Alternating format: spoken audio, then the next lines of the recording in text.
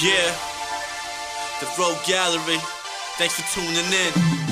You got some brave Dave sarcasm like Bruce Wayne with play dads and don't die hard like that other Bruce name. You sing? You know Joe Diablo too? It sound like Spawn could really be his rider too. Yeah, comic relief with that Deadpool satire. Tune in and you can catch Captain Quagmire.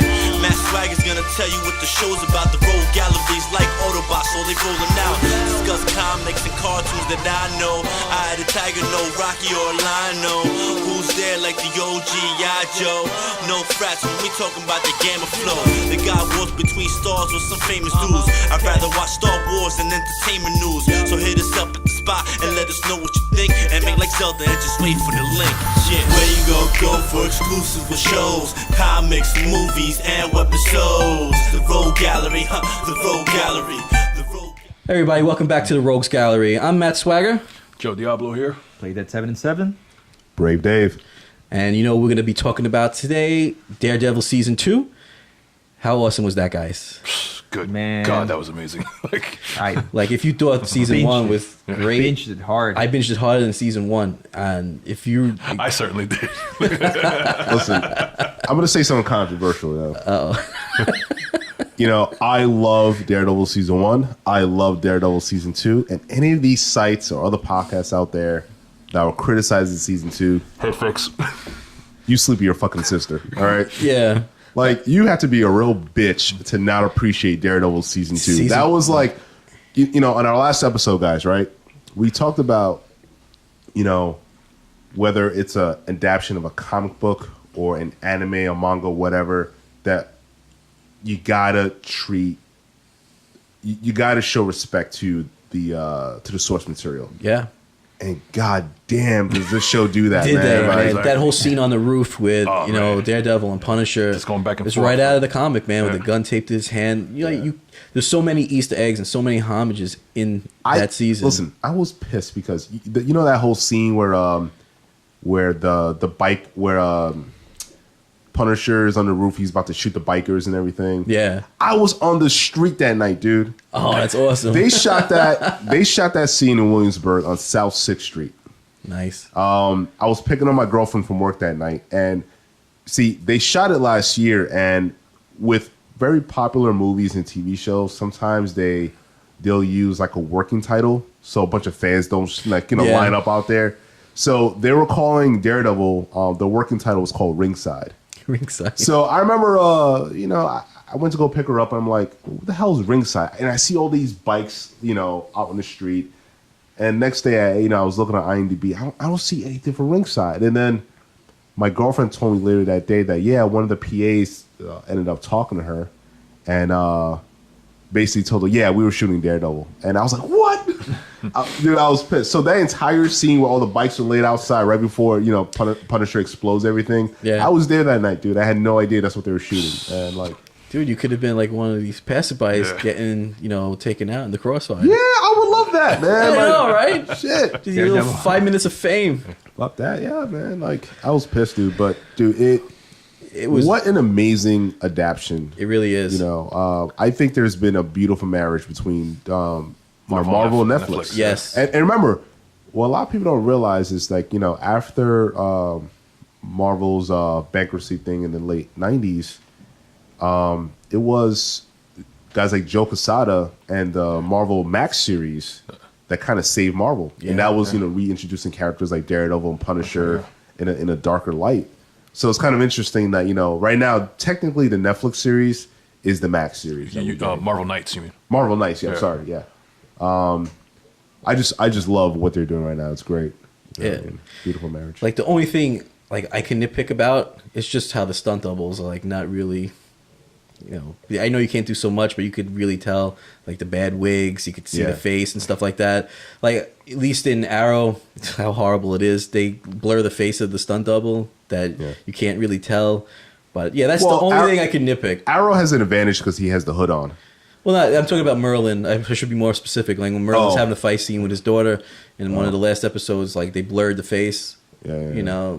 But if that could be a nitpick, if anything, but no, it's a phenomenal show. It's interesting that you bring up Arrow because that was one of the biggest comparisons last year because, Daredevil, is very similar to, the take that CW has for Arrow is very similar to Daredevil. Yeah. Because the Green Arrow in the comics is really nothing like the one you're seeing on the show. He's lighthearted. He's, sarcastic. He's kind of like Spider-Man, but, He's actually, I think he reminds me more of the way Robert Downey approaches Tony Stark, in a sense. Yeah, I guess Which is what I want. When I heard they were going to do a Green Arrow, I immediately assumed Batman. It's like I know, because he just seems like he's Batman. He is just Batman. He's got an underground layer. Yeah, he's a poor man's Batman, and it kind of. I mean, it was cool the first couple seasons, but I think recently the last 2 seasons of Arrow have been abysmal. After season 2, the show's Right. dead. Yeah. The show died when Black Canary died officially. Spoiler.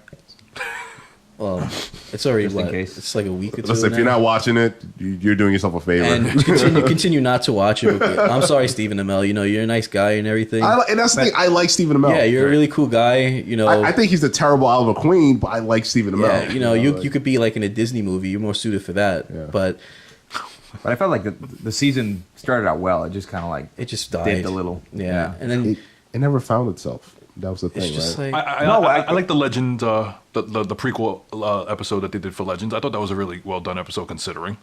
I think Arrow had like a good season, bad season, good season, and then I think that it was like up and down, and then like this season started really really strong, even stronger than the Flash season 2, but it took a dip. I know, like after you Black think Canary. it would have carried on with that momentum because like, oh man, everyone hated season 3, everyone shit on it. Yeah. Let's start this one off, and it did, and then it continued to do so.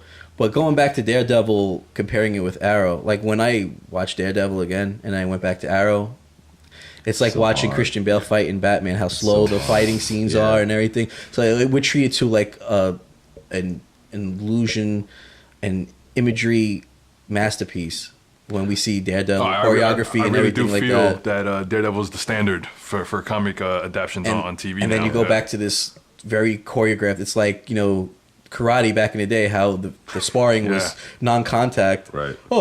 It's kind of like that. It's very fixed. And how can you make something believable if every movement is fixed and rehearsed? Right. You got to make it more believable. You got to have contact. You got to have that fluidness. And I think Daredevil knocks it out of the park with that. Well, and also if you watch a lot of the behind the scenes of the fight choreography for Daredevil, they try to adapt things that they approach it as if he's blind. Yeah. You know what I mean? So, and another thing that they do is like it's more grounded in a sense. Like, I mean, there's a lot of moments where you see some dirty boxing kind of thing. You know what I mean? Like, it's kind of like everyone loves to fight between Roddy Piper and David Keith and They Live. You know what I mean? Because they're really fighting. You know what I mean? You want to see that's like you could bring up Yu Yu Hakusho. Keith David. You said David Keith. You see, there's 2 actors right there. There's Keith David. You're right. Then there's David Keith, You're right. and they're both actors. And I hate anybody who has 2 first names. Okay, I'll put that out there. I think. Wait, so it's David Keith, right? No, Keith David is Keith David. He's the voice of Goliath. So on David Gargoyles, Keith played Daredevil's father in the Ben Affleck movie, right? Right. That's who that guy is. Yeah. So I don't give a fuck. when you street fight, you can't expect everything to go in a planned way, like we just said. So having that, you're gonna do anything to win, by all any means necessary. So if that's taking a wet T-shirt and wrapping someone's hand around and just beating the shit out of them while they're tied down, you gotta do what you gotta do. Exactly. But it's a beautiful thing. You missed the most important thing about the choreography for Daredevil. You ever notice how they're out of breath a lot? Yeah. Or they need to stop and breathe. You never see anything like that in Arrow. You don't even see that. You don't even see that in a lot of big motion pictures. Right. No, because I think he does. Everyone has great cardio. If he doesn't do everything, he does pretty much most of this, his movements, and I'm sure it looks great. And Arrow's never out of breath. No, he's Superman, man. Look, he's like, yeah, man, I just got the shit knocked out of me, and I'm fine. Have you seen his workout videos? Yeah. Well, I mean, he's got great conditioning, but still, the choreography is crap compared to Daredevil. Yeah. And it's another interesting too, right? Because there's so many comparisons, and I really never liked the character of Nessa on Arrow, and then you see how they handle Elektra, just like. It's just Elektra. so good. Oh man, Elektra. She's like, Matthew. Oh, I love Matthew, that. Like the way she says it. Like I said, I wish that was me. But I am Matthew too. Matthew. Anyway. Now, do you think that's a thing of that Daredevil can get away with a lot more? Well, all right. So, Arrow is on the CW after all. I had this conversation with someone online a few months ago, and like Netflix and CW have different mandates, right? Oh, for sure. But like, what makes Daredevil cool is not the fact that they could have R-rated content. It's just a better story. They have better characters. There's better talent behind it. There's much more talent behind it. The thing is, too, they're not censored as much because they're internet. You're paying for it to come into your home. Right. It's kind of like having satellite. You can't really censor it as much as a network show. But the thing is, I don't think those are the things that's making Daredevil a better show. I just think what's making it a better show is if they have a better story. What is the story going on with Arrow right now? I think Hive. And Damien Dark, really. The Hive thing in the beginning of the season was really cool. And these flashbacks to this stupid idol thing that's ridiculous. I think the biggest...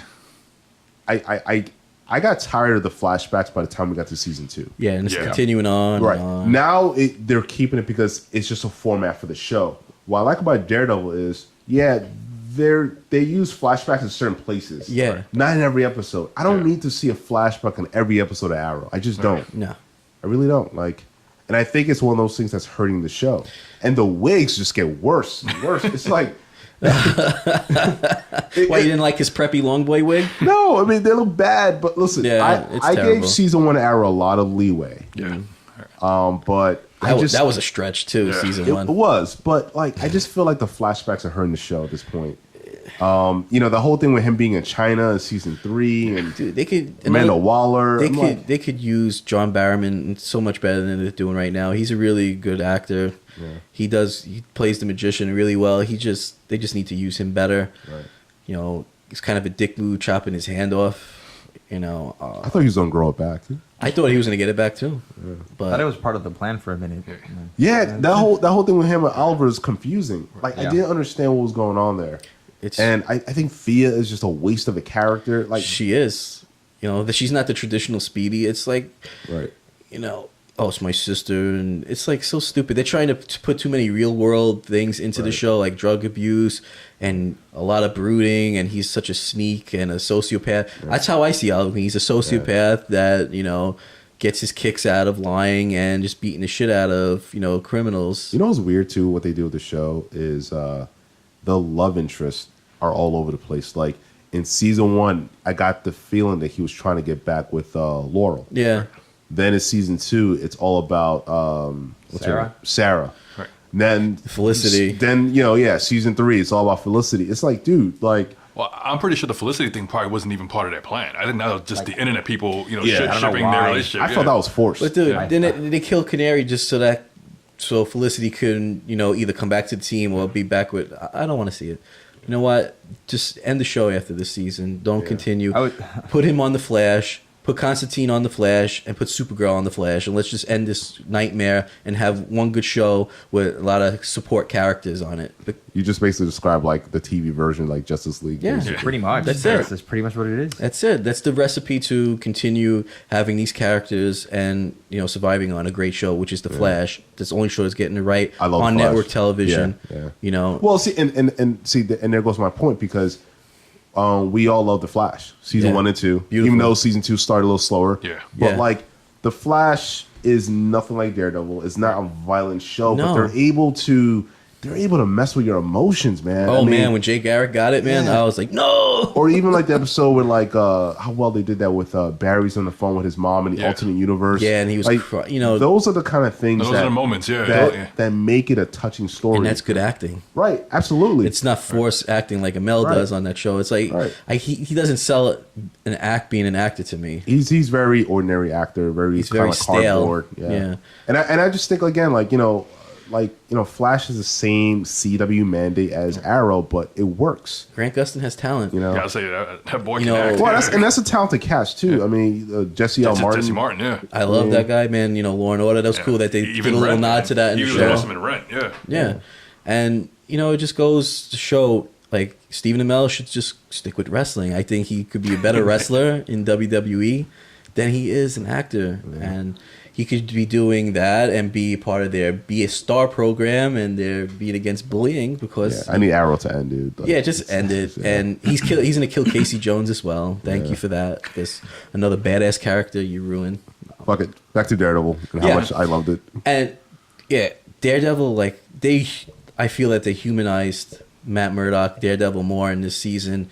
There was a great scene with him and Kingpin in jail. It was just an intense scene. So good. It was really good. And again, introducing the ninjas, how they can conceal their heartbeat. That's his main way of knowing when someone's around. Listen, anybody who knows me knows I'm like obsessed with ninjas. Yeah, ninjas is the and shit. the way they were able to capture, the hand essence of what a ninja is. And that's what I didn't understand about a lot of the sites that was a nitpick that there's too many ninjas. Hell no, that's like, part of the story. If they don't, wait a minute. What if I never read Daredevil? Iron Fist? Yeah. Anyone? Do we? No, we don't know about Iron Fist. It's all part of the comic, and it's beautifully done. And Nobu, it was cool to see him again. Nobu, Nobu. But even though he wasn't as great as the first one, but still, it was cool seeing that he kept coming back to life. He's still a thorn in Daredevil's side. That was a great scene with him and Scott Glenn in the last episode. Him and Stick, That was like that asshole. That was like Scott Glenn's Highlander moment right there, man. It was so I know with the coat and the fucking samurai sword. I mean, there can only be one. Exactly. I like Stick, man. He's such an asshole, but he's such an enjoyable asshole. Great. Like I wish he's the good kind of asshole. I wish he was my grandfather. Like dude, you're so cool. He's fucking great. I want to hang out with you. I want you to train me to be a fucking warrior. Come on. I really like him, and I can't wait till they introduce Stone because I know they teased him in season 1, and we're gonna hopefully see that in season 3. And again, Stone was part of the part of Stick's group, right? Yes. Yeah.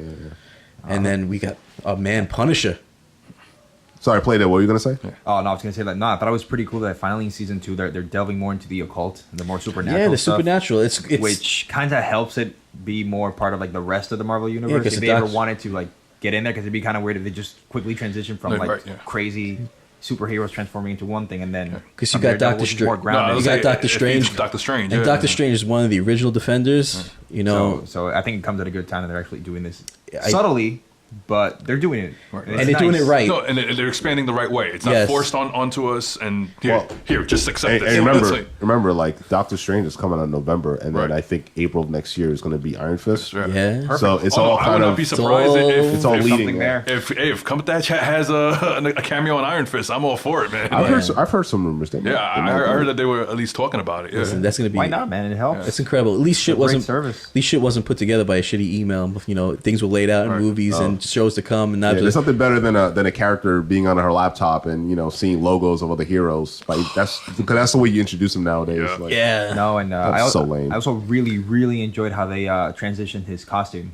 Yeah, the costume was badass. That was really good. Right. They gave it more red. I think the eyes even changed, right? I think the eyes were are a bit different. They have the red lenses. Yeah. Well, because remember, it's more red. The mask in season 1 wasn't the greatest mask. Like it never felt like. It didn't look right. Yeah, this one more. It's more form fitting. Yes, yeah. It's shinier. Yeah, it looks better. The eyes are great. Yeah, I think this is the official Daredevil costume. And he finally got his Screamer sticks, and that was awesome seeing him like fucking swing on. Oh, right. So he's coming into his own, and then hopefully we get to see the double D on there at some point.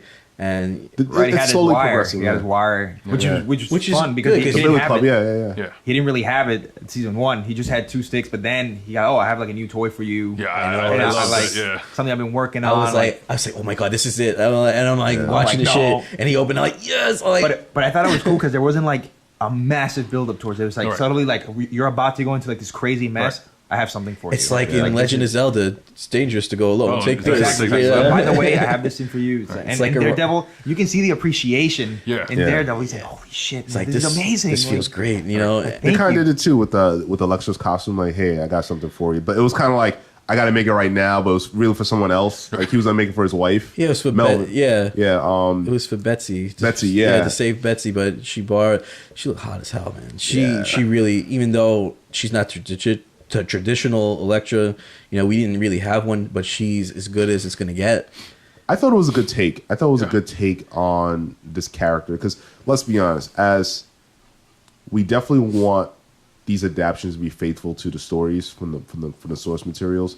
but there are times where you're gonna have to make some subtle changes. And I think the way they did the stuff with like Elektra being his bad influence when he was younger, I thought was a great way to introduce the character.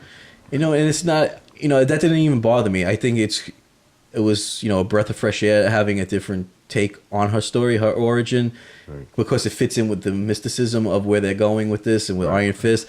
So it makes her more important in a way than her just being a side character. Right. So it kind of makes her, more of a main person, and we're gonna see more of her because they dug her up, right? Yeah. And she's the Black Cloud, or was the Black Sky. Right? Black Sky, that's right. So whatever that is, she got covered up in the red at the end of the which is like a nod. Awesome, yeah. So that was a nod to her, even though she was in all black. Yeah. But even like it's kind of like what they did with Kingpin season 1 at the last scene. He was like with the white prison suit, kind of like a nod to and that mentioned in the ascot and stuff. But I like those kind of things. I loved it. It was every minute was action. I love, now that we got, I think we're going to see more Night Nurse because she quit. Yeah. Hopefully she gets out of jail before. Yeah, what was that about? I know. Hey. She's feeling the burn. Free Dawson. Yeah, exactly. Right? Yeah, let's free Dawson because she's hot and a very talented actress. And one thing I love about Rosario Dawson is like she's into this stuff. Yeah. Like, she's read comics. She's read comics. She's been a diehard fan for years. So I love when like, it's not like the Olivia Munn situation where like, are you questioning her? Is she really a fanboy or not? Like Rosario Dawson is into comics. And I love that. Yeah, Olivia Munn, just hot girl that says she likes something and she just gets over because she's hot. Horny boys believe her. I know I did. Well, you get her drunk, she's gonna show her, her snatch to you on camera. So hey, there you go. That's what gets her popular. Snatch. Hey, but back to Daredevil. Yeah. Sorry. We gotta talk about the Punisher. Yes. Give me a minute. Play Dead is representing. You know it. That is sick right there. That's right. Punisher, by far. Keeping it fresh. That's what you keep the show fresh, right? Damn right, baby. Punisher. Oh man, John Bernthal. I think in 1989 we had Dolph Lundgren portray the Punisher. Hey yo. In 2004 we had Thomas Jane. Who I love, by the way. Yeah, he was good. I thought he was good. Yeah. He was good. Yeah. In 2000, Judge Travolta sucked though. In 2009 we had what's his name in Warzone. Ray Stevenson. Stevenson. And there was a short film after that with Thomas Jane. And the it's called Dirty Laundry. Dirty Laundry. Yeah. It was awesome. Yeah. But now we have John Bernthal.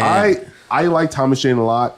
Actually, Diablo and I we met Thomas Jane that week because he was doing press for Punisher. We met at Midtown Comics, and then they brought us over to the Fuse Studios. Yeah, oh, they had like their little TRL kind of show, and Diablo and I were there. Lucky, but I hated the movie. I think Diablo remembers how pissed I was after the film. He was and they gave us all comment cards. Yeah. I wrote on the front and back of the goddamn essay. I took Diablo's comment card. I was like, this should be more like the Shield. You know what I mean? Shield. Shout out to Michael Chiklis. Vic Mackey. Yeah. Yes. I hated the movie because I just didn't feel like it really represented Punisher. It was based on Garth Ennis's Punisher. It was, and I had that entire series. Yeah. They took little touches. Was it Welcome Back, Frank? Yeah. Welcome Back, Frank, which is a great reintroduction. Yeah. That's when they dropped all the tech from the Punisher. Yeah. They just brought it back to basics. But I think, was it John Bernthal? Back to bullets. John Bernthal. Yeah. He is literally the best. No, I think he is the Punisher. Yeah. He is the Punisher. He owns that character. He embodied that character of just killing people my god, it's beautiful. He's just really good at playing like the psycho. Yeah, he just even on Walking Dead. Yeah, he definitely has more range here than he did on Walking Dead. But the scene in the diner when he was waiting for this guy, and he looked like deranged. He's like sitting there like looking at them. He's like, I know I'm gonna kick the shit out of you motherfuckers right now. And he's like antsy, like you see, he's just waiting for them to pull the gun on him. Itchy trigger finger. Yeah, you can tell it's a compulsion. It's like he was enjoying. He's like, oh my god, he's excited. I want to kill these fucks. It's what the show's really good at. They're really good at catching me when my guard is down, right? Because in the scene with the diner, I just thought it was just two people talking in the diner, talking about some real shit in life. Yeah, and he's watching the whole time. His car's circling around. He's giving her love advice, that kind of stuff. He had a plan the whole time. Yeah. Because I thought he was just being paranoid, looking out the window. But then you realize he's expecting them. But it's like, shit. This is Marvel's tactician. Like Batman is DC's. Yeah. So you got this guy that he's 3 moves ahead. He's very calculated, and you think that he's not know what's going on, but he set that up for a whole reason. He took Karen's car for a reason because he knows she was being followed and watched. So he wanted to eliminate that threat on her. So it was pretty cool showing the dynamic that he does care about people. He's a family man. He loved his children, loved his family. And then he got fucked over because he was in the wrong place at the wrong time. And he couldn't protect them. And that was his one job. Yeah. We live in a patriarchal society. Yeah. And he did not feel like he did his job. And that drives him crazy. Him being a Marine, Marine, those... Because his guard was let down, right? Yeah. And in a way, he felt like he was domesticated. But not only that, too, that he was trying to be assassinated because he was there, his family got murdered, and to cover up that whole thing, they put a bullet in his head. Yeah. Oh, but that didn't do anything. I thought that was such a great storyline because I didn't know where they were really going with that. And then it was because in episode 4, they already tackled the trial. So I was like, wait a minute, we still have another 9 episodes. Yeah. I mean, but then here comes Kingpin. The unveiling of that whole case. Yeah. And how they were trying to keep it on the wraps. It's beautiful. I was like, man, I did not see that coming. I mean, that was great. And that scene alone with him in prison. Yeah. Not only that scene in the cemetery when he's telling the story to Daredevil. Yeah. I know. That shit was strong. Man. It's deep, fucking great storytelling. It's kind of like I said, when we tackled BVS, that scene where they try to humanize Superman to Batman. That was the scene where Daredevil was like, you know what, this guy isn't that bad. Like that was the point where he connected with him. Yeah, exactly. Like I understand. I kind of understand where you're coming from. I don't condone it, but I understand. It's like. He cried. Yeah. Like you see Daredevil actually crying when he tells the story. That scene in the cemetery, that was like, what, 15 minutes? They were just kind of sitting down and just talking like two men. Right. And that was like after this barrage of after they just killed everyone. And that's where they got their respect for each other. Exactly. Yeah. And he's like, you're all right. They finally get each other. He's like, you know what, Red? Yeah, I get you. And you know what? I got you, Frank. And I think it was great. That was, I mean, what I find interesting is that we're at a place where, okay, we just had Batman vs. Superman. We have Civil War coming out in a couple weeks. Yep. We had Daredevil. And it's all about heroes fighting heroes. Yeah. Yeah. Right? And unfortunately, like, no one really bought the reason why Batman wanted to fight Superman. Right. Because many people don't understand, going back to the comics again. So you have to go back to source material. Right. Batman didn't trust, Superman because of his godlike power. Right. He didn't. Well, he doesn't trust anybody. Right. You could bring in Justice League Doom. He has a plan to defeat every Justice League member if they ever went rogue. But you look at Daredevil versus Punisher, and it's like he had a problem with another guy just taking it too far. Yeah. And Punisher had a problem with Daredevil for not taking it far enough. Right. Yeah. What did Punisher tell to? Just one bad day. Yeah, you're one bad day away from meeting me. Yeah. But even before that, he said something else like, yours is not permanent. Mine is. Yes, it was something along those lines. Yeah. It's like what you do isn't permanent. My solution is. You knock them down, but they still keep coming back. Yeah. Yes, it was very profound. But you understood why they were fighting. No, exactly. I didn't really buy into why Batman was fighting Superman. They're fighting because of their beliefs. Right. Daredevil's fighting him because he's a murderer. Right. Even though he feels like he's wiping the scum off the street. Right.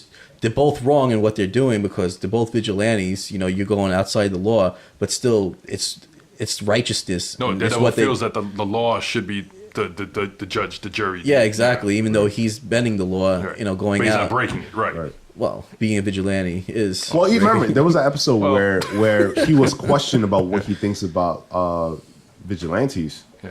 And this is when he was answering this question as he was being Matt Murdock, and in a way he kind of spoke against vigilantes. Yeah, because he was like, my belief is within the law. If we don't have that, then what do we have at that point? What I mean? So, but again, you have to do something if the cops can't handle certain situations. No, you're right. And he's got these gifted abilities, to help. Right. But again, it comes back to whose beliefs are stronger and what's right. and they both feel that they're both right. I'll say, yeah, they both feel that they're inherently right. That's and he did come close to becoming Punisher. He came to that where he had to make a decision if he was going to kill. Is Punisher wrong though? Well, it's complicated. It's a great discussion, right? Because from a legal point of view, from a self-righteous listen, let's be honest. Yeah. He's going out there killing bad people. Right. You know what I mean? Like the molesters, the murderers, the gangsters. And he's not branding them with a batarang. He's not. Like fucking a knuckle bat, whatever the fuck that was. I'm not exactly for murder. Yes. But like I understand where Punisher is coming from. But like on the other side is like maybe they're getting off too easy. You know what I mean? Like when you kill someone, like they don't go through like. That's true, but they deserve a little something to I don't know, not repent, but I feel in a way he's doing it because the legal system, the justice system is fucked. Sometimes it's corrupt. Yeah. You can get in. There's people inside that could get you out. So his form of justice is permanent. But the downside, it's going to inspire people to do the opposite. You have a guy taking care of all the bad people. So all the other villains that are remaining, they can go out and say, you know what, fuck this. We're going to kill all, innocent people. It's a balance. So No, I remember they even mentioned that. I think it's at the end of Batman Begins and even in Dark Knight, where it's like, did Batman inspire the villains or did the villains inspire Batman? True. So yeah, that's something, the question that drives us mad. Yeah. Well, it's complicated, right? Because you're thinking, well, if I let somebody else get away with this, well, I'm just gonna let someone else pick up the bags and do it. We're glorifying someone murdering people, even though murder is wrong, but he's murdering the right people. It's still questionable. It's also a thing of, all right, if we, exactly like we're saying, if we glorify that it's okay to do this kind of thing, then everybody's going to kill everybody. And then where do we draw the line, right? Because he made fun of me, so I killed him. Because your definition of good and bad might be different from my definition. Right. Then Yeah, so definitely his form of justice is permanent, and again, that's going to create imitators, imposters that most likely are going to do the opposite because he's taken out a lot of the villains, the bad guys, and there's going to be the villains that are left. They're going to want to kill, innocent people, and then it's just an out of whack balance, and it's something not to be glorified. And I think you were mentioning about in Batman. Again, one of the things that one of the eternal comic questions were, did Batman's rogues, were they around before Batman even became aware of them? Like, did he inspire them, or did they come out of the woodwork, because of him, or is he a response to their antics and the police not being able to stop them? Exactly. Yeah, it's a complicated question. Like you would think, like, for example, let's say they kill one of your family members. Yeah. And, I don't know, there's Frank Castle, willing to kill the guy that did it, that hurt your family. And it could go. Would you rather have say no? Would you rather have revenge, or would you rather like have that person caught and put him through like a life of Listen, if somebody hurts a person that you love, you want the worst shit to happen to them. And if I could sick Frank Castle on them, I will. That's just the human reaction, Yeah, exactly. But then you're gonna have people like, if you get bullied, they're gonna want to kill the bully because they did something bad, and they're like, but Punisher could kill. Why can't I? That's the thing. Is like, where are we gonna draw the line? Right? He's like, So I think in the comic book world, absolutely it works because it's comics. It's not real. The absolutes are easier to define in a comic world. It's a story. In real life, I don't think not so well. But again, I mean, in comics, Punisher is allowed to exist, and there are a lot of characters like Spider-Man. They even say that the half of the police are for the guy, and half of them. Yeah, I mean, because I guess the cops are tired of arresting the same people. Right. But one thing that the show addressed was like morally, this is not the right thing to do. Yeah. And yeah, they touched on that a lot. Right. And I think that's one of the problems I had with Batman and Superman was like you didn't see the cops at all, really. Well, it's not really about seeing the cops, but it's like shit. Yeah, they don't exist apparently. No, but like, where's Commissioner Gordon? They're on a break. No, but like it's. Oh, remember that the cops were in the scene when they raided in the building, and then they find Bruce hanging on the wall. That's right. Yeah, but that's bullshit. Oh no, exactly. Those are the only two cops. The only two cops in the entire city. Those cops in 2 cities. But like, I know. But just like, but the thing is, okay, Civil War. Iron Man is on the side of oversight. Right. And the heroes should be held accountable. Yeah, Cap is on the side, like, you know what, we should be able to allow it to be roam free. But what's similar about Batman vs Superman and what's similar about Civil War is the fact that Civil War is about the fallout from Age of Ultron and also the attack of New York. Yeah, Sokovia. Sokovia and the New York attack. And plus what was happening in DC when the two helicarriers went down. Yeah. Batman vs Superman is kind of like, okay, this is supposed to be the fallout from Man of Steel. Yeah. But it's always about how these things are handled. It's like, okay, but what side, like, what are these two men actually standing for? Right. We understand, even with the promos for Civil War, we understand what they're fighting for. You know, Tony Stark says, "Hey, we need to be put in check. Right. We need to be policed." Yeah. In Daredevil, you know, Daredevil's like, "Dude, you're taking this way too far," and Punisher's like, "Taking this far enough." No. Exactly. You know what I mean? Yeah. One batch, two batch, penny and a dime, yo. I'm about to kill some motherfuckers, yo. Like, and it's, but seriously though, it's, you know, Punisher's approach is a very, and even Batman's approach in Batman vs Superman is a very Donald Trump like thing to do in a sense. It's kind of like shoot first, ask questions last, or not even at all. Yeah. You know, so I think all these things are coming out at a very interesting time when this country is very divided, like it always is. But, and we're trying to figure out, in our real life, we're trying to figure out how we should handle the enemy. You know, and should it just be, let's, you know, send everyone to exile, let's execute them, or should we need to understand them more and get along with them? Like, what should we do? And I think these comics, these properties that are adapting comics is a very important that they're coming out right now. Yeah. You know, it's, again, you know, comics are allegories to real life. Well, that's the question, right? Like, what are we trying to prove, right? Because you see, like, there's some countries that they will kill you without prejudice. Like, they don't give a shit. They'll put you. You don't get a trial. And they don't even get fancy about it. They're not gonna like lethal injection. You know, they're gonna shoot you in the head, and it doesn't cost them anything, and you're done. There's no political correctness, and you know we should, you know, again, our country is like, we bend over to so much crap. Like, we're America, yes, we have freedom of speech and all that. That's for our citizens. You know. Again, you go trespassing in another country like Singapore, you're gonna get killed. Like Play Dead saying, like, other countries don't take crap like America does. You know, we're supposed to be a superpower and things like that, but there's so much garbage going around. There's so much hate mongering. There's all this political correctness, oversensitivity, and you know, everybody wants an outlet. Everybody wants to sue because everybody has rights. Soon rocks are gonna have rights and turtles have rights. You know, it's getting out of hand with all this stuff. Yeah, we're all human. Let's act like we're all human and not divided by, you know, oh, but I'm from this part of the world. I'm from no, we're all the same. We're not mutants. They're not a different strain of human. We're all human. So yeah. Well, people are divided.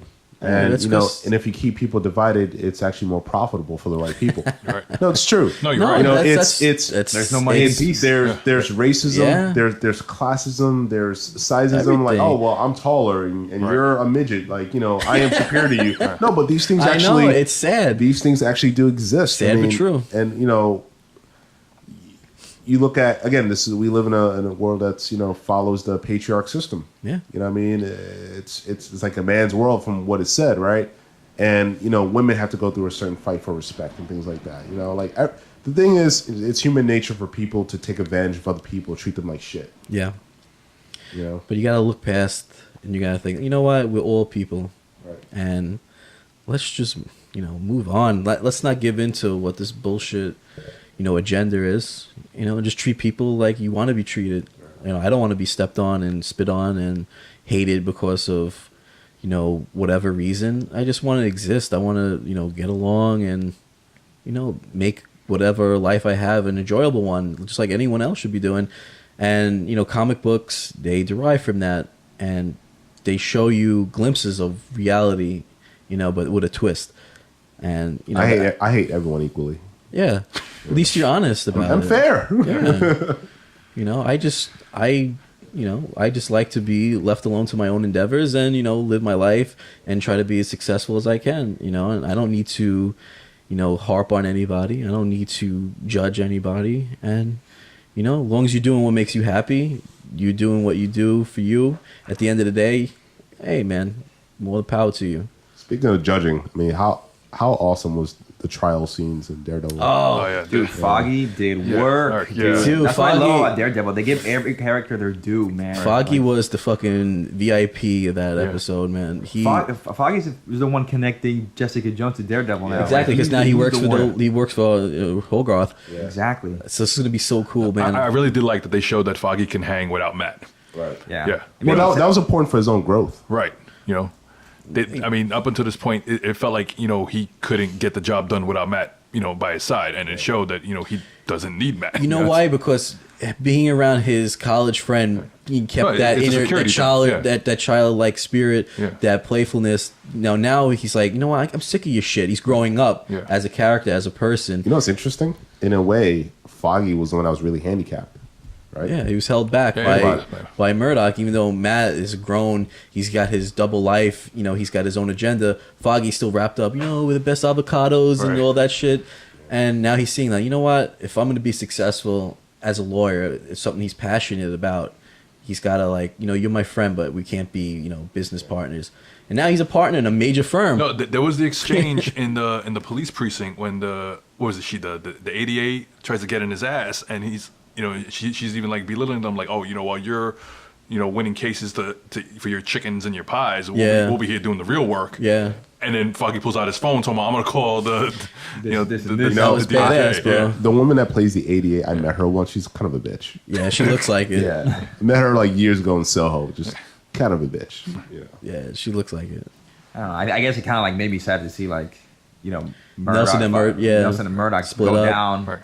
When like the show just kind of started. Well, I'm sure they'll do something. But at the same time, it was cool to see like how it adds to Matt's life is directly affecting the people around him and his job. And he knows because up until this point, he felt it didn't.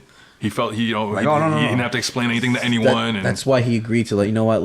They didn't really want to, but they agreed to, you know, let's do it because I don't want you guys getting hurt. Like Foggy got shot. How many times Karen's life been in danger? You know, it's too much shit going on. So, you know, for these characters to grow and develop, Matt as a vigilante, Foggy as a top attorney, a partner in a great law firm, you know, and being another tie to, you know, connecting all the shows together, just like, you know, Dawson, it's going to be, you know, great to see. That moment is when Foggy grew up as a character. When Nelson and Murdoch broke, it's just adding more depth, more, you know, story to the show. Not only that, they made like Matt more flawed by not taking Foggy's advice. Time and time again, we tell him, listen, this is what's gonna happen. You can keep going this, and Matt is like, give me my fucking suit. Like he's kind of acting like a dick. Yeah, because it's like not listening to advice. No, he's like, I'm gonna do what I want to do. And, you know, he's so driven because he wants to stop Punisher that badly. He's actually almost becoming Punisher in a sense. He sees Foggy as almost an obstacle to that. That's why he's totally dismissive of him, and you know, so that parallel right there. But you know, it's the thing is, he is being a bit of a jerk this season because Matt Murdock is a jerk. I mean, he's like Batman. He's very self-involved and kind of like very type A, very cocky. But the love for Foggy is still there because you remember the scene where Matt Murdock goes to visit Wilson Fisk in jail. And Fisk says, I'm gonna go after Nelson and Paige. He was like, no. Like he just the thought of Wilson sending his people after Foggy, that made Matt scared. He's like, no, come after me. It was me that did this. Because even though like there's infighting between Matt and Foggy, doesn't mean he doesn't still love him. Right. But you know, that's his brother. That came on him because he's threatening, you know, Fisk's, you know, woman. Right. And he was playing, you'll never see her again. Right. One phone call, one letter, that's all it's gonna take to keep her out of the country. He's like, oh yeah. No, you're right. So you just fucked the wrong guy right now. Murdoch did bring that. Yeah. So that's his cocky nature coming in, trying to be a badass to this fucking guy that owns everything. Right. Are you serious right now? No. Oh, by the way, how awesome was that? The way they kind of structured Kingpin taking over the prison. That was great. That was like an orchestra. I mean, that was so skillfully done. Yeah, it was beautiful. He used whatever money he had left and bought everybody, and just he orchestrated such a great takeover. It was what a coup. What was it? His lawyer or his accountant? Like, we can't. I mean, the lawyer, you're pushing it, man. We can't afford this. Yeah, we're drying up the funds. It's Vanessa's security money. Do whatever it takes. I need to get control. Yeah. Badass, man. I love, our show wasn't around for season 1, but just to talk about that a bit, because his take on Kingpin was a bit different from what's in the books. Right. But I love the fact that he added some nuance to the character. Because if you just play Kingpin the way he is in a book, it's a typical mob guy, Tony Soprano kind of character. It's even comical if you do. Yeah. Right, yeah. Kind of like when the original Daredevil movie with Affleck and, what's his name? Michael Clark Duncan. Rest in peace, man. Yes, rest in peace. Green Mile, baby. He fit the part. Yeah. Very muscular, very big. I like that. But again, it comes down to it's a comical thing. And, this version of Fisk is more, real life. It's more grounded. He still has that super strength, but it's based on his insanity, really, and not him just being gifted with super strength. Right. Well, with Duncan, the problem was he was given a weak script. Yeah, let's be honest. He was just a beast of a character. Yeah, and I think he could have done the work had they given a better script, but his body definitely fit the comic role. Oh yeah, definitely. But the way they shoot Vincent D'Onofrio, a lot of times they'll shoot him from like a lower angle to make him more empowering, a bigger guy. Yeah, and he still has some of that strength that you see him have in the books. Obviously, he's not the specimen that Michael Clark Duncan is, but it's about what he embodies. It works for the show because the show is not overly, comical. It's not. It's very grounded. It's very realistic, even though it has the mysticism, that it has in the comics, and that's what works because this is a guy that grew up watching his mom get beat by his dad and then bludgeon his dad to death, and then grew up, wanting to make his community better. This is another thing of someone trying to do what's right in their eyes. So that's another dynamic, and it just fits in with him being a mob boss, him being, not this atypical guy with an ascot, with a cane, with a diamond on the tip, and that's more of a parody of a mob figure. Exactly. As opposed so to being like a real mob. So he's a real mob figure in this show, and it's great. I have no complaints. I love who goes batshit crazy. Like you remember when he was beating the shit the guy with the car door. The car shot door. His head off. The Russian dude, that was one of the best scenes in season 1. That just shows you, Wilson Fisk is just not that big. You think he's fat, but he's not because he referenced that in the comics and Spider-Man animated series that he's all muscle. Yeah, I also love what they did in season 1 too. Was like never say his name. Yeah. I love that whole take on that, man. I mean, that was so good. That was one of the best things about Wesley. Too bad he's gone. He was a great character, he was and a good character. he added depth to Mr. Fisk. Yeah. We don't say his name.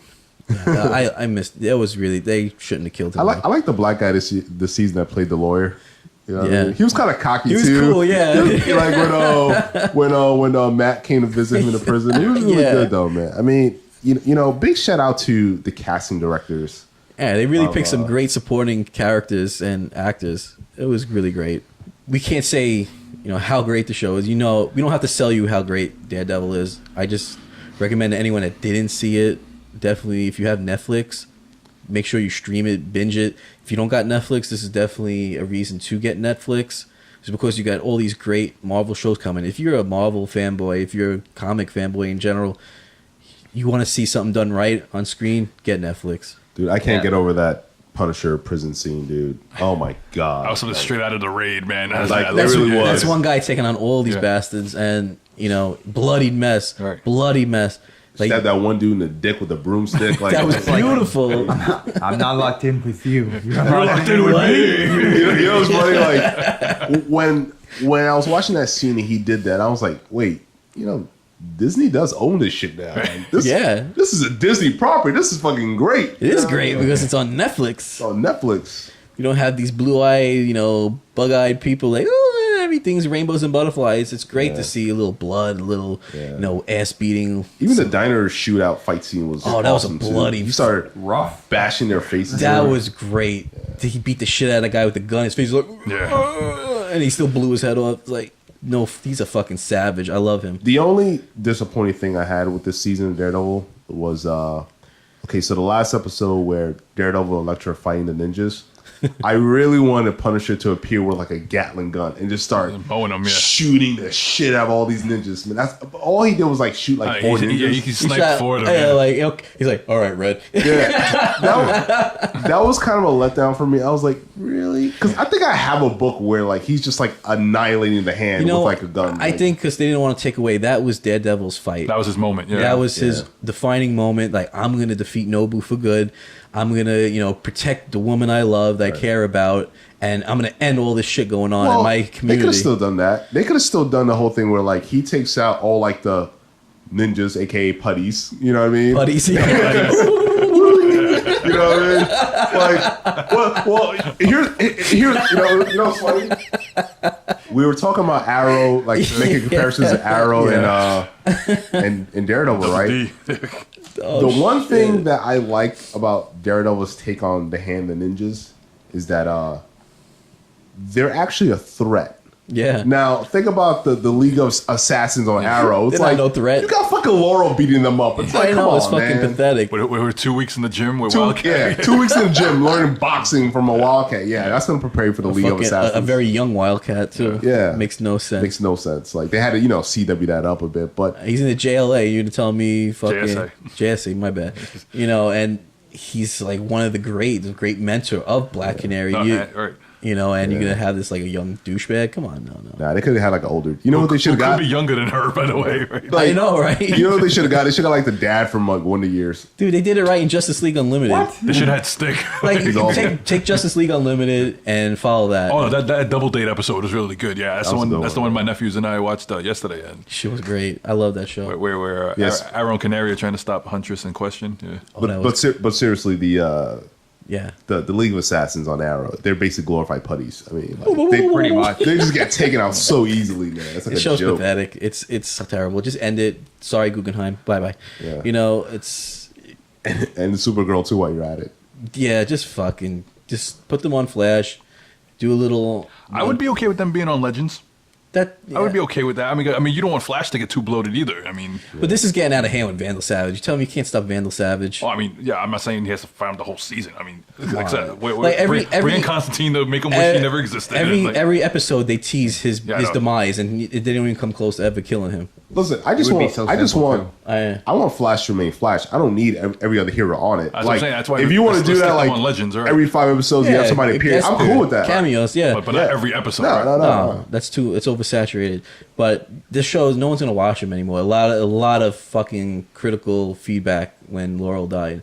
Everybody's really upset. So yeah, which is weird. I didn't think that many people cared. Oh, they care. No one cared, dude. They just want something to latch out on, like for continuity's sake, I guess. Yeah, it's because she's so pivotal in the comics that they just bitch slapped her in the fucking show. Yeah, they really didn't give her due at all. No, and the thing that they're adamant on is like dead is dead. Kind of like with the whole Game of Thrones and Jon Snow thing. Like, she's really dead. She's not coming back. It's like no, she's fucking dead. She's in that grave. She's staying in that grave because we want popularity with Olicity. Fuck Olicity, man. Oh Jesus, that was the worst. The worst. Hated their relationship. You're ruining the show because fuck, man. Just do it the way they did it in Justice League and Justice League Unlimited. Have Oliver be Oliver and just have him with Black Canary like it should be. Right. Exactly. Who the fuck is Felicity? We don't need another hacker type person. And then you teasing Mr. Terrific a couple of times. Who just got upgraded to series regular. Yeah. So now he's gonna be in every other episode. Right? Yeah. So we really don't need Felicity. We don't need another love interest. That's what's ruining shows. These love interest things. You could tease it here and there, like, in Batman animated series and Justice League, when Batman has little romances with Catwoman, Wonder Woman, which is my favorite. Yeah, with, Talia al Ghul. It's not full blown every episode, him fucking someone or making out. Yeah. It's him. Yeah, he's a man. He's going to have his urges, and they touch on that. But every damn episode is kissy. I like the way they did it on Daredevil with Karen and Matt. Yeah, it was kind of playful. It was very subtle, and then before it really even took off, it never happened. It never happened. Yeah. And that kind of goes back to season 1 because they kind of they teased it, right? Yeah, hint at it. I think you have to be subtle. I think we're asking for subtlety here. Yeah, right? We don't. I don't know if they're trying to try to get the girl viewership. But even girls get sick of that crap too because who wants to see, Well, you need, honestly, to tell a story, you do need that kind of stuff, but it's about how you approach it. Exactly. You know what I mean? I think the issue you're having is the fact that they're not being. It's too overt. They're not being it's subtle. too in your face Yeah, about it's it. like we shoving, like they're shoving Roman Reigns down our throat in wrestling. You're just shoving this shit down our throat when just sprinkle it on like fine Parmesan cheese. Yeah. That's it, man. Yeah, you just want things to feel more organic, and there's nothing wrong with that. Yeah, exactly. Yeah. So, final thoughts on Daredevil, because we can't say enough good things about it. It's fucking fantastic. It's a work of art. Oh, quickly, Luke Cage trailer. What do you guys think about the teaser? It looked great. It looks straightforward. I think it said enough for us to expect something great. Yeah. What was it he said? I'm tired of having to buy new clothes. I think it's badass. It's just continuing on. Right. It's It's true. It's just continuing on from him and Jessica Jones. Bruce Banner must have the same problem. It's like he keeps wearing those expandable purple shorts. Stretchy pants. He's fine. I might need some soon. That's why I'm behind camera. Jesus. like spreading out of here. Purple too? Yeah, why not? All right, that sounds good. Yeah. But no, it was good. I thought it was good, straightforward, and It's just got me more amped for Jessica Jones season 2. It's got me amped for I'm just ready Iron for the Fist. Defenders. Yeah. I'm amped for the Defenders. I'm amped for Doctor Strange. I want to see what Iron Fist does, and I'm definitely ready for the Defenders, man. I'm just ready. I'm open. I'm like, take me now. take my money. Your body is ready. I know, take my money, because hopefully we get some free screenings. Yeah, because we got plenty of him and Jessica Jones anyway, so we know what to expect. Hook the rogues up with some free screenings, because I review really your shit. I really do think that. I'm not sure if anyone would have been able to call this a year or two ago that Daredevil is the standard. It is. By which all other superhero shows should be It's judged. the fucking torchbearer. I mean, we didn't get into it, but even with Agents of S.H.I.E.L.D. and their improvement over the last 3 years, right? Three. Yeah, they're in season 3 right now, and so big turnaround after season 1. Everyone thinks the show is still doing what they did in season 1. I try to tell people this is a much different show. I've never seen a show do a 180 the way evolution, the way AOS has. This CGI is better than fucking Batman v Superman. Did you? I like that episode with Mac and his brother when they were that was cool. Yeah. See, that's that hate group. That was awesome. Yeah. It's the Watchdogs. Yeah. Yeah, we see. They're already playing the seeds for Civil War. If you think about it. Yeah. Right? Definitely. Revving up the engines. Yeah. Definitely, and it's again real world elements into a show, but a show that has great storytelling, great writers, and great actors that can play the role. That's the key. You got to get people that are into it, that love it, and can fucking act. So so we're near that period where we're approaching the season finales for Arrow, Flash, Supergirl, Agents of S.H.I.E.L.D. So I say write Supergirl off. So what we're gonna do is we're Arrow. definitely gonna have an episode where we review Arrow and Flash. We can even talk about Legends of Tomorrow. I haven't seen it, but I'll try to catch up. It has its moments. It's its very moments. enjoyable. I like what they're doing with Heatwave right now. I'm not going to really go into it. The Heatwave and Cold relationship has been really I good tell you, on Legends. Wentworth Miller, he's a class act. Yeah.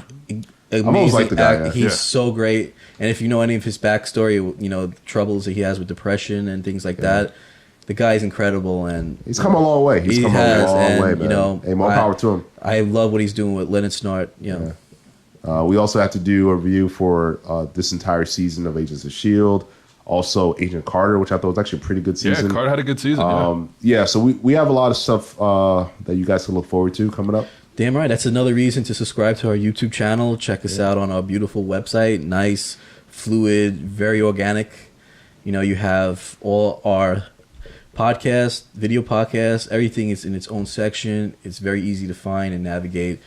And always connect with us on our social media, because we are very social media friendly. You can always reach out to us, the roguesgallery@gmail.com. Any tips, any interviews, anything exactly. you guys want to say to us? You want to email us questions that we can address on the show. We're very open to that. We're probably going to get into that more later on as our season and episodes continue to grow. We want to hear from fellow fans what you want us to talk about, what you want us to cover, and any events that you might want us to go to that, I'll give you guys a tip. No, play. No, I don't want that tip. No. Yeah, we're New York based, so hit us up. Definitely. This guy over here. Yeah. Brave Dave behind the camera wants to give a tip. Brave Dave, the Cowboy Line. Damn right. And it was great, talking about a great show, a great adaptation. And again, if anybody has any questions, definitely reach out, leave some comments on YouTube. We love to respond to comments. If you haven't seen our Batman v Superman episode, you should check it out. It's pretty interesting. We had a really good time filming it. Yeah, one of us really hated it. We'll let you find out who that one guy was. and I think it wasn't Captain Quagmire. I mean, he didn't even show up. He didn't even show up. This guy, we don't know. This guy, he's one of the worst employees we have. So, you know, thank you so much for sticking with us today. And, you know, we had a great time. And again, I'm Matt Swagger. Joe Diablo. Played at 7 and 7. Brave Dave. Thanks, everybody. See you next time. Where you gon' go for exclusives with shows, comics, movies, and episodes? The Road Gallery, the Road Gallery.